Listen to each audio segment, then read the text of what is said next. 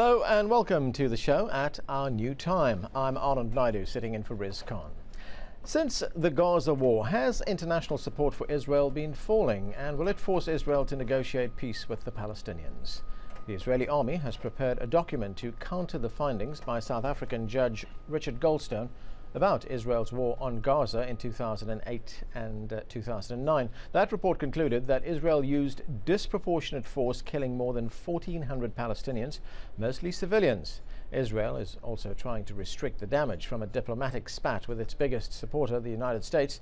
That happened after Israel announced its plans to build more settlements in East Jerusalem. Today we ask, how are international perceptions of Israel changing, and what are the chances for peace? Remember, you can join our conversation with your questions and comments. You can also send us an SMS or email, and of course we welcome your phone calls on the show.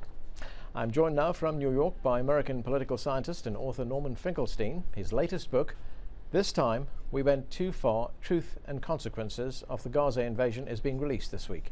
It explores the possibility of a shift in relations between Israel and its allies, especially after Israel's military operations in Gaza. Professor Finkelstein, welcome to the show. Thank you for having me.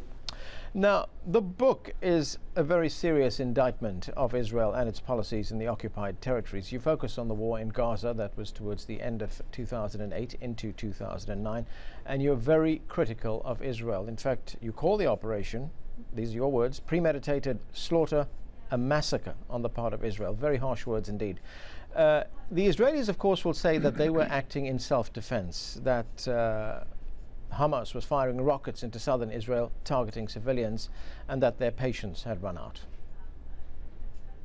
Well, that justification by Israel is simply not credible, because on June 19th, 2008, Israel entered into a ceasefire agreement with Hamas, a ceasefire agreement brokered by the Egyptians. And even the Israeli Foreign Ministry stated that Hamas, and now I'm quoting the Israeli Foreign Ministry, Hamas was careful to maintain the ceasefire. In fact, Hamas maintained the ceasefire even though Israel reneged on its terms according to the ceasefire. Israel was supposed to gradually lift the blockade of Gaza. Israel did not gradually lift the blockade of Gaza, but Hamas was careful to maintain the ceasefire. The ceasefire broke down, as Amnesty International pointed out in its annual report for 2008. The ceasefire broke down on November 4th when Israel invaded Gaza and killed 7 Palestinian militants. That's when the rocket fire began. And in fact, Hamas, down to the end of December, kept saying, we are willing to renew the ceasefire if Israel abides by the terms of the original agreement. That is, if Israel gradually lifts the blockade of Gaza. But Israel demanded an unconditional and unilateral ceasefire by Hamas, a ceasefire which would have left in place a blockade which Amnesty International called a flagrant violation of international law. Well, but Israel says that up to that point, when it carried out that raid in November, that it was observing the ceasefire as well, but Hamas continued to fire rockets into Israel, although at a very reduced number. And the point that the Israelis make, the point that they make was every single one of those rockets was a violation of the ceasefire. No, that's not correct. Israel itself does not claim that Hamas was firing rockets. Israel itself says it was renegade, and I'm using their language, not mine, it was renegade terrorist groups in Gaza that were firing the rockets, not Hamas.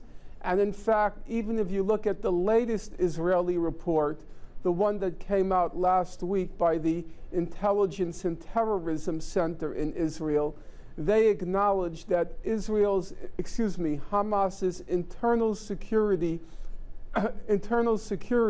was trying to stop the renegade terrorist organizations from firing rockets in Israel. And in fact, if you look at the tables and the graphs by Israel, in October 2008, right before the Gaza invasion, for all of October, there was one rocket fired and one mortar fired from Gaza. But I suppose the point that Israel was making is whether it's Hamas or whether it's renegade groups, the rockets were still targeting civilians in southern Israel. No, this is ridiculous, with all due respect, and I understand that you're simply repeating the Israeli claim. The attack on Gaza had nothing whatever to do with the Hamas rocket and mortar attacks. Because if Israel didn't want those rocket and mortar attacks, it could simply have abided by the ceasefire terms and not broken the ceasefire. The attack on Gaza was, as Israel repeatedly said, its purpose was to restore what it calls its deterrence capacity. That is, its ability to create fear in the Arab world. And Israel was concerned that after its defeat in Lebanon in July and August 2008, it was concerned that after its defeat, its deterrence capacity, that is to say, the Arab fear of Israel, had significantly diminished. Israel entered Gaza and carried on, as its own officials said, carried on as a mad dog, I'm quoting Israeli officials, carried on in a lunatic fashion, carried on, as Tzipi Livni put it, in a wild fashion and with real hooliganism. Israel went into Gaza and carried on with real hooliganism in order to destroy as much as they could and thereby transmit the message to the Arab world that if you mess with Israel, we will do to you what we did to Gaza. It had nothing at all to do with the rocket attacks. Okay, so you're saying that this was a deliberate provocation by Israel, and in fact, Hamas fell for it. It's not just my opinion. Remember, the conclusion of the Goldstone report was that Israel used disproportionate force designed to punish, humiliate, and terrorize a civilian population. Notice, there's nothing there about Hamas rocket attacks. It was aimed at the civilian population, and it was designed to punish, humiliate, and terrorize them. Okay, That's what the Goldstone report concluded. Okay, so let's go to the phones right now. We have a caller. This is Andrew calling us from Virginia. Andrew, go ahead with your question. Yes. Every time Israel is criticized for its war crimes and actions, it says that it's a deterrence to the peace process. But every time they come to the peace table, all they bring is an empty plate. I think it's very disingenuous of them when they make this claim that the criticism of Professor Finkelstein is hindering the peace process. Also, Professor Finkelstein also said that Israel used insane amounts of firepower against targets. And are there any charges going to be brought against the units involved in direct attacks on the UN? Well, let's put that question to the professor. Can any charges be brought against units of the Israeli Defense Force? Yes, and I will get to that in one half moment. I want to just address directly some other aspects of the question. We have to be very careful about our use of language because we don't want to intentionally or unintentionally become become agents of Israeli propaganda.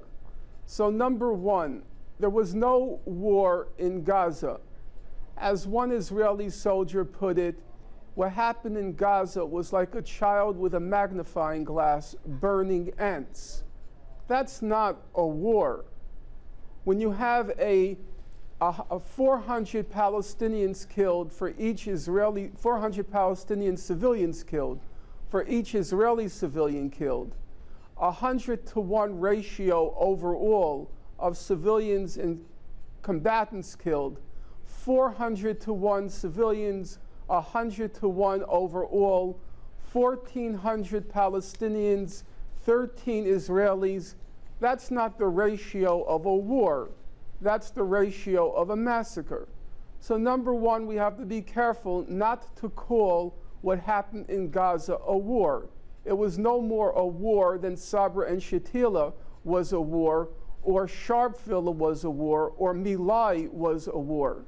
Number two, there is no peace process. You judge a process after a certain period of time by outcome and consequences, not by words or even intentions. So if you say the so-called peace process began with the Oslo Agreement of September 1993, and you look over the past 17 years since that process has begun, it's quite obvious that there has been no progress towards a peaceful settlement.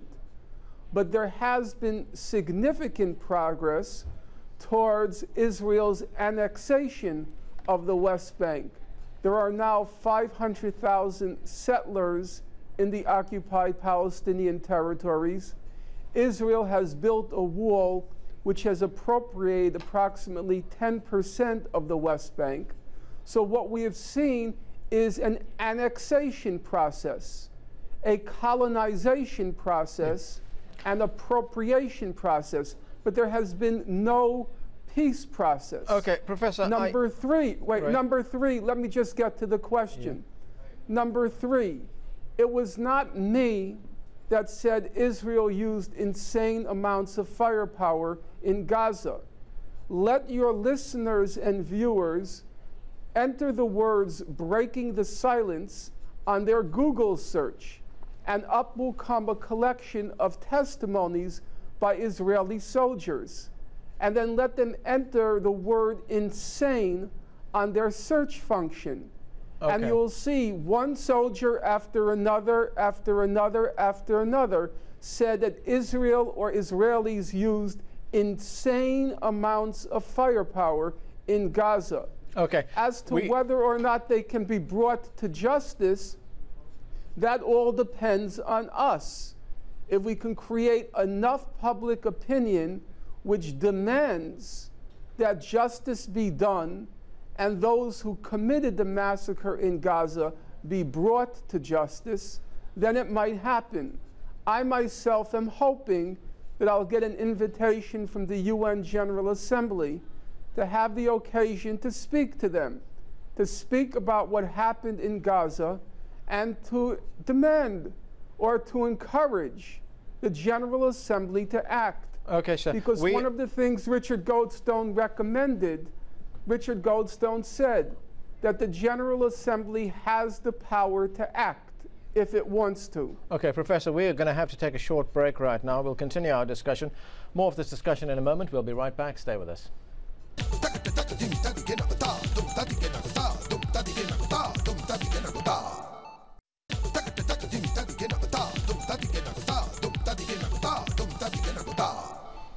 Welcome back. We're examining if the Gaza War and its aftermath has caused a shift in ties between Israel and its allies. How will Israel also deal with the increasingly impatient Obama administration that says Israel must create conditions for peace with the Palestinians?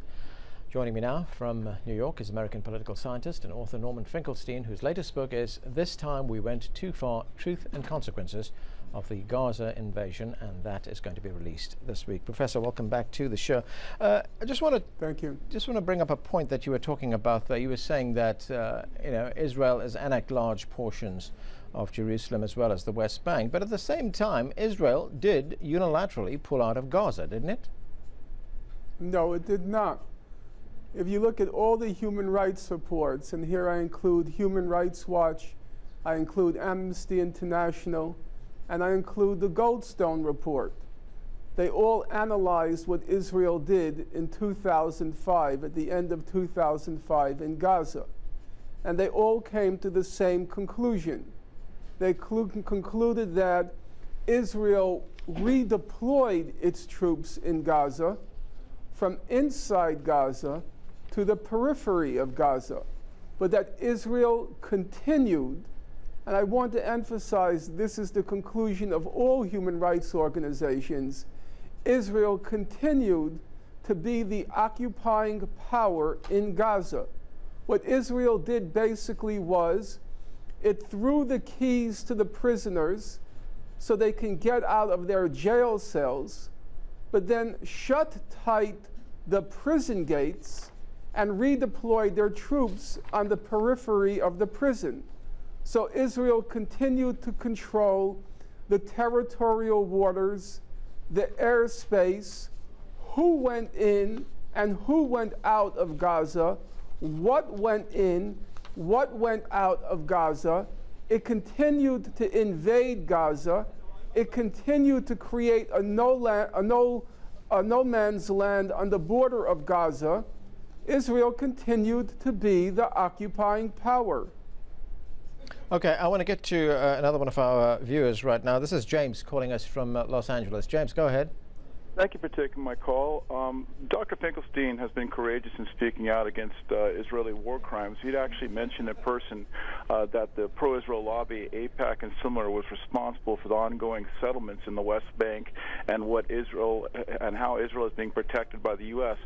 However, I'd also like to ask him what he thinks of the Transparent Cabal book by Dr. Stephen Stagosky, and you can find out more about that at america-hijack.com.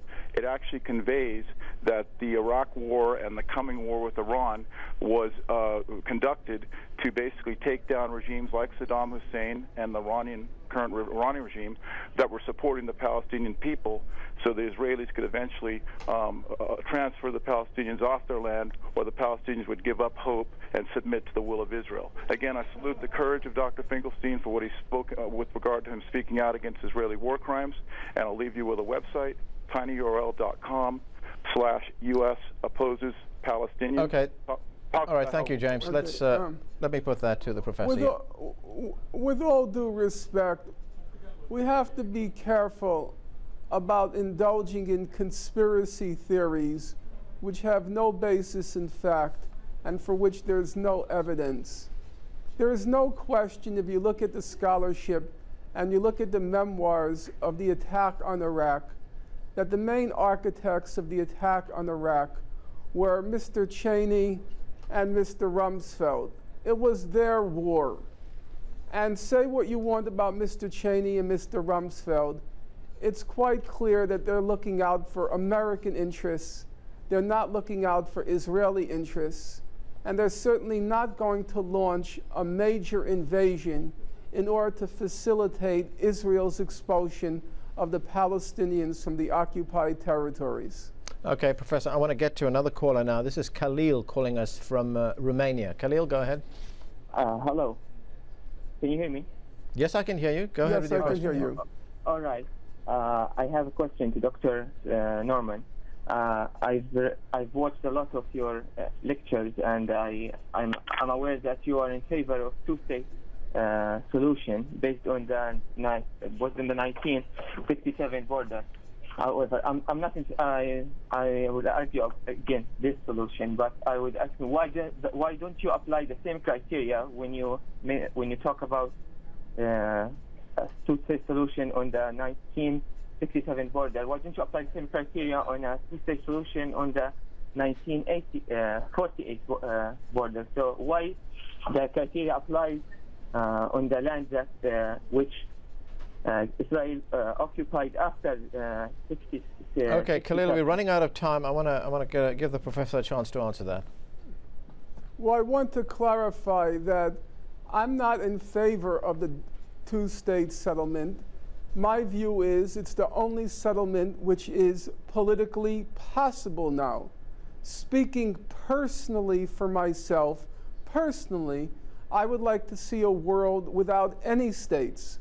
But that's obviously not politically possible now. The international community has repeatedly called for a two-state settlement on the June '67 border with the right of the Palestinians to exercise self-determination in the whole of the West Bank and Gaza, with East Jerusalem as its capital, and a resolution of the refugee question on the basis of the right of return and compensation. That's the settlement which the international community has embraced. And it's Israel, backed by the United States, which has repeatedly rejected those terms for settling the conflict. And in my opinion, it's not possible to resolve the conflict in defiance of international opinion. If international opinion says this is the best arrangement that's feasible now, I think supporters of the Palestinians have to embrace that settlement and try to get the United States and Israel to act in conformity with international public opinion. Okay, Professor, we're going to have to leave it there. Thank you very much for being with us today. That was Professor Norman Finkelstein joining us from New York. Thank you for being with us. Remember, you can watch a podcast of the show on iTunes. This week we're featuring a discussion on whether the growing export of US weapons around the world industry is fueling global conflict, especially in developing countries. On the next show, we take a look at the impact of humanitarian aid as donors meet in New York to discuss Haiti's relief and recovery. We ask, do NGOs actually hurt more than they help? Make sure to tune in for that. We'll see you the next time.